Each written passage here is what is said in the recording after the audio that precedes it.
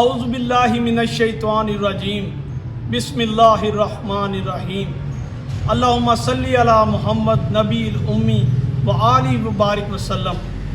آج کا ہمارا موضوع مثنوی شریف سے نبی اکرم نور مجسم صلی اللہ علیہ وآلہ وسلم اور منکر اسلام ابو جہل لعین کے درمیان مکالمے پر مبنی ہے۔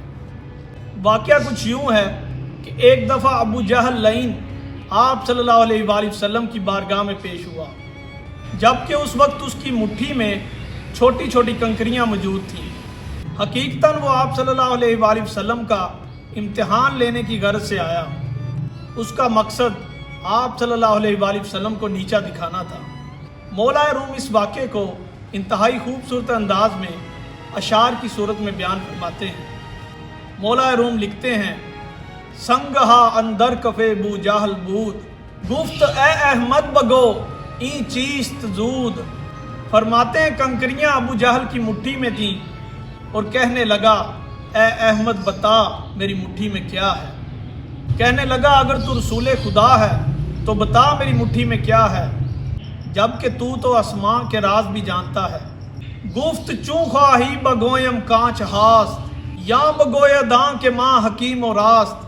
آپ صلی اللہ علیہ وآلہ وسلم نے اس منافق کو فرمایا اے ابو جہل میں خود بتاؤں تیرے ہاتھ میں کیا ہے، یا جو تیرے ہاتھ میں موجود ہے وہ خود بتائے کہ میں ایک سچا اور برحق رسول ہوں۔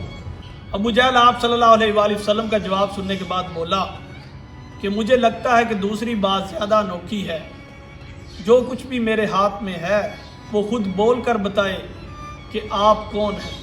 گفت شش پارائے ہجرے در دست توست، بشنو از ہر یک تو تسبیح درست۔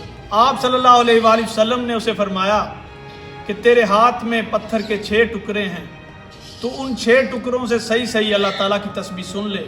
آپ صلی اللہ علیہ وآلہ وسلم کا اتنا فرمانا تھا کہ اس کے ہاتھ میں موجود پتھروں نے آپ صلی اللہ علیہ وآلہ وسلم پر درود و سلام بھیجنا شروع کر دیا۔ ابو جہل نے جب یہ سنا تو فوراً بول اٹھا کہ آپ ساحر اور جادوگر ہیں۔ مولا روم کا اس واقعے کو بیان کرنے کا مقصد انسان کو یہ بتانا ہے کہ منافق رہتا ہے، چاہے وہ واضح آنکھوں سے بھی آپ صلی اللہ علیہ وآلہ وسلم کا معجزہ کیوں نہ دیکھ لے۔ جس نے اللہ تعالیٰ کی ذات کو نہیں ماننا وہ نہیں مانے گا، اس کا دل پتھر کا ہو جائے گا۔